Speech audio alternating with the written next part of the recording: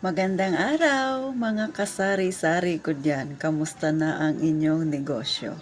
Ikaw ba ay may kaibigan? Itinuturing mo ba siya na higit pa sa kapatid? Naranasan mo na rin ba ang matraydor ng kaibigan? Kaibigan mong minamahal? O may trust issue ka rin ba na kagaya ko? O mga kasari, pag-usapan natin yan ha. Ay syempre, ang buhay natin ay ganyan talaga. Hindi natin maiiwasan yan. Tsaka syempre, mayroon talagang mga kaibigan tayo na ganyan minsan ang pag-uugali. Ano ba ito? Ha? Ako ay naranasan ko yan na magtiwala ng lubusan sa isang kaibigan. Yung lahat ng tulong ay ibinigay mo sa kanya. Tinulungan mo, ibinigay mo ang iyong palad. Aba, ang hiningi ay hanggang siko. Nung ibinigay mo ang hanggang siko, ang hiningi niya ay hanggang balikat. O, di ba? Tapos lahat itinulong mo sa kanya. Pero ang mangyayari, kamukat-mukat mo, ikaw pa ang masama, di ba? Sa totoo lang ako, may mga ilan akong kaibigan ganyan. Yung iba nga mahilig pang magparinig sa social media. Pero hindi ko yan pinapansin yung mga ganyan. Alam niyo kung bakit, mga kasari? Para sa akin, bahala sila dyan. Magbula-bula yung bibig nila dyan, kachichismis. Magparinig sila dyan ng kung ano-ano. Hindi ko yan pinapatulan. Kasi nga, ayokong dagdagan ang problema ko. May sarili akong problema na nilulutas. At saka hindi yan mahalaga sa akin. Ang mahalaga sa akin ay yung buhay ko, yung kalusugan ko. Kasi pag na-stress ka dyan sa mga pinagsasabi nila, pag pinatulan mo yan, hindi ka naman kikita dyan. Ito ay payo ko sa mga kagaya ko na nakakaranas ng mga ganyan. Hayaan mo sila. Kung may tindahan ka, katulad sa akin, doon ka sa tindahan mag-focus. Katulad ako, may mga kaibigan ako na nagpaparinig yan minsan sa social media. Hayaan ko sila. Pag nakita ko doon sa scroll up ko lang yan. Kasi alam mo, hindi sila kawalan. Hindi ko binibigyan ng pansin yung mga kung ano-ano mga sentimiento nila, mga parinig na yan sa akin. Kasi ayoko na maapektuhan sa mga pinagagawa nila. Ang gusto kong buhay ay tahimik. Sila kung gusto nila ng magulo, ipabayaan mo sila. Pero ako gusto ko tahimik, gusto ko ay payapa, wala akong kaaway. Kaya hindi ko pinapatulan. At saka isa pa, yung parinig na yan, pagka pinatulan mo yan, sasabihin niya nila, alam niyang siya tinutukoy ko, tinamahan siya.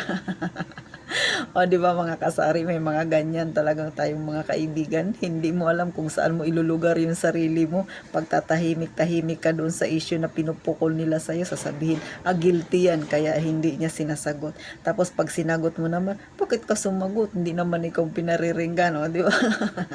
Hindi mo alam kung saan mo ilalagay yung sarili mo.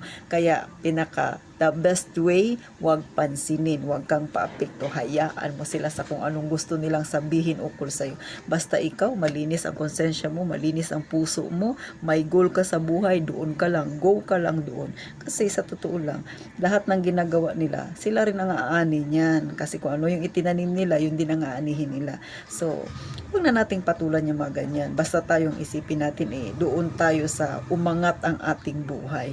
Kung gusto nyong yumaman, go, makabubuti yan sa inyo kung yan ang pag-iisip ninyo. Pero yung patulan, yung mga ganyang klaseng kaibigan ay huwag na. Kasi masisira lang ang mood mo, masisira ang diskarte mo sa buhay, pasira-sira lang yan ang araw mo, kasari.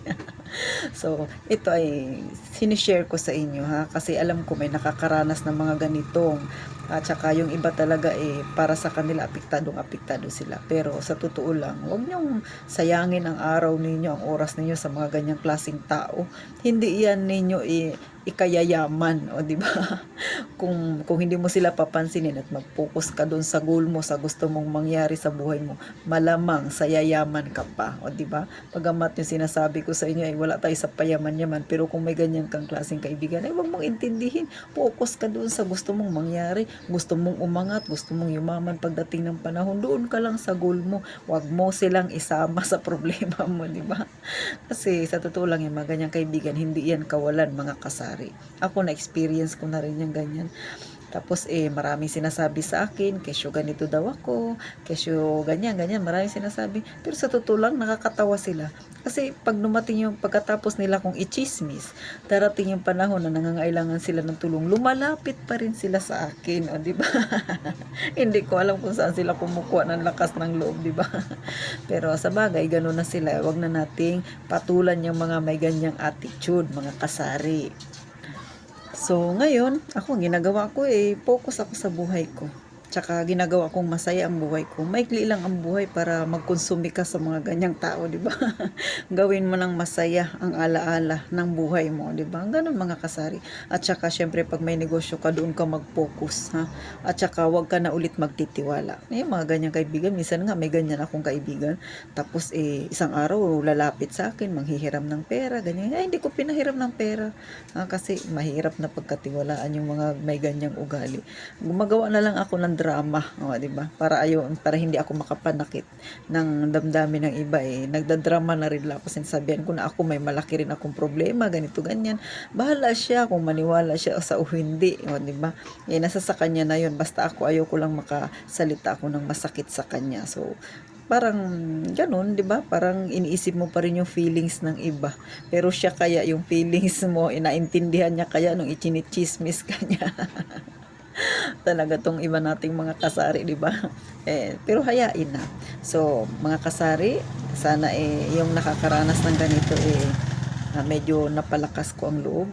Kung kayo'y napanghihinaan, good vibes lang tayo mga kasari. Huwag na natin intindihin yan. At sana huwag kayong masyadong mag-isip ng kung ano-ano. Huwag nyong imukmuk yung sarili nyo sa mga ganyang kaibigan, ha, mga kasari.